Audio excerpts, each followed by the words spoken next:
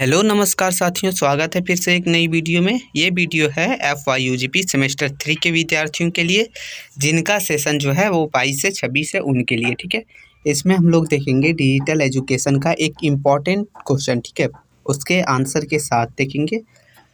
तो चलिए शुरू करते हैं। ये क्वेश्चन जो है आप लोग का बहुत बहुत बहुत ज़्यादा इंपॉर्टेंट है, तो आप इसे ज़रूर कर लीजिएगा। ठीक है, और वीडियो अच्छा लगेगा तो लाइक कर दीजिएगा। चलिए शुरू करते हैं। तो क्वेश्चन क्या बोल रहा है? क्वेश्चन बोल रहा है कि डिजिटल शिक्षा एवं परंपरागत शिक्षा में क्या अंतर है। ठीक है, ये हम लोग को बताना है। ये जो आंसर क्वेश्चन है वो आपको 5 मार्क्स या तो 15 मार्क्स में भी पूछा जा सकता है, लेकिन ज़्यादातर चांस है 5 मार्क्स वाला जो है उसमें एक पूछा जाएगा। ठीक है, चलिए देखते हैं उत्तर इसका। पहले देखते हैं हम लोग डिजिटल शिक्षा और फिर परंपरागत शिक्षा, दोनों में क्या अंतर है। तो देखिए डिजिटल शिक्षा में क्या क्या है। तो ऑनलाइन शिक्षा इंटरनेट के माध्यम से होती है, जिसमें शिक्षक दूरस्थ माध्यम से शिक्षा प्रदान करते हैं, मतलब दूर से ही शिक्षा प्रदान करते हैं ऑनलाइन इंटरनेट के माध्यम से। इसमें शिक्षक किसी निश्चित समय पर ही उपस्थित हो सकता है। इसमें शिक्षक किसी भी अध्याय को टेक्स्ट, वीडियो तथा फोटो के द्वारा छात्रों के सामने प्रस्तुत करता है। मतलब कहने का मतलब है कि इसमें जो शिक्षक है वो एक निश्चित समय पर उपस्थित होता है, मतलब टाइम पर ना, जैसे ऑनलाइन आप क्लासेस कर रहे हैं तो टाइम पर टीचर आते हैं। और कैसे हम लोग को जो है पढ़ाते हैं, तो टेक्स्ट के माध्यम से, वीडियो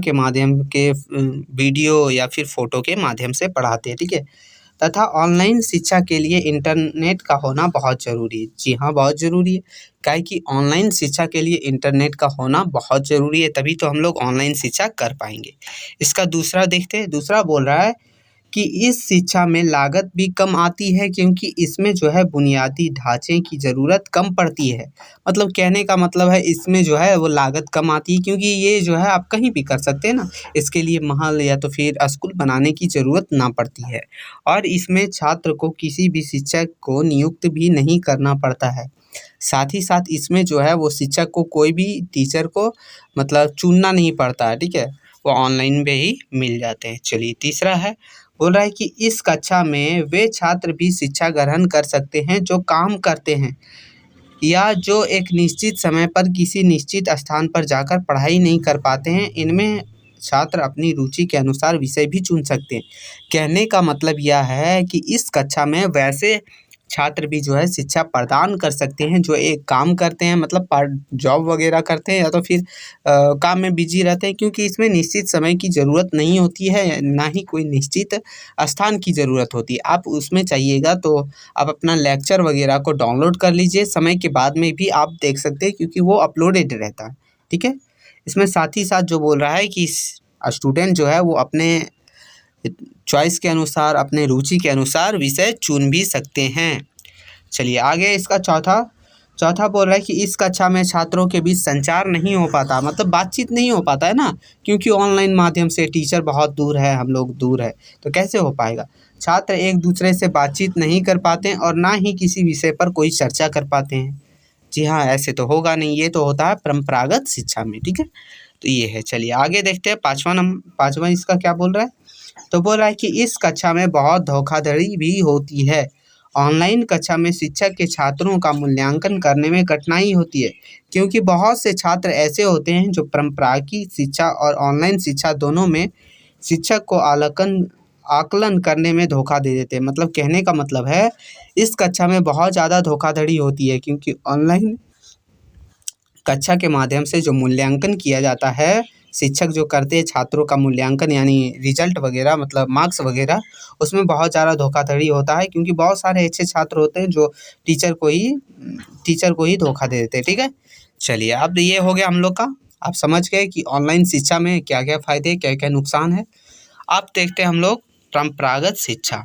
ठीक है, इसमें देखिए, चलिए देखते हैं। तो पहला बोल रहा है कि स्कूल में परंपरागत शिक्षा एवं कक्षा में एक शिक्षक के माध्यम से होती है। मतलब कहने का मतलब है कि पारंपरिक शिक्षा जो है वो एक कक्षा में जो है वो शिक्षक के माध्यम से होती है, जिसमें शिक्षक कोई भी एक अध्याय को लेकर छात्रों के सामने आमने सामने पढ़ाता है। परंपरागत पढ़ाई में शिक्षक बहुत से उपकरणों का उपयोग भी करता है, जैसे चौक, मार्कर तथा ब्लैक बोर्ड या वाइट बोर्ड। मतलब कहने का मतलब है ये जो है वो आमने सामने पढ़ाई होता है।